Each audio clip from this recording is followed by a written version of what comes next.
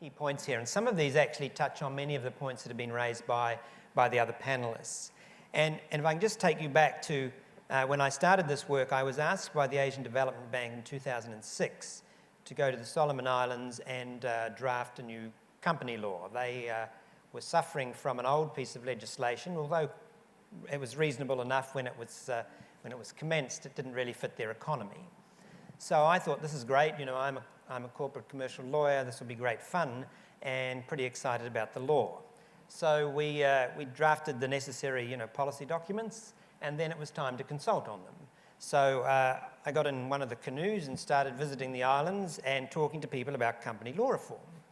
And I remember the very, very first meeting that I had, which was attended about for 200 plus people. I don't know whether it was because we were talking about company law reform or because we were putting on a rather large lunch. It was probably the latter and not former. But never mind, we had a discussion, and I was interested in talking about, you know, single shareholder companies and you know, the removal of authorised capital and all of this. And I started, and then somebody asked me at the back, well, this is all very interesting, but what's a company? And so when I asked around the room how many people knew what a company was, only 3 people put their hand up. So the relevance of this, of course, is that we're focusing on the law or the rules, which need to, of course, fit the type of economy or the type of people that are going to use it. And the second meeting that I had, I thought, well, let me meet with some of the accountants in town, and they'll be able to have an informed discussion about these interesting legal points.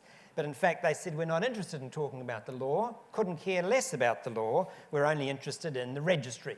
We want the registry to work.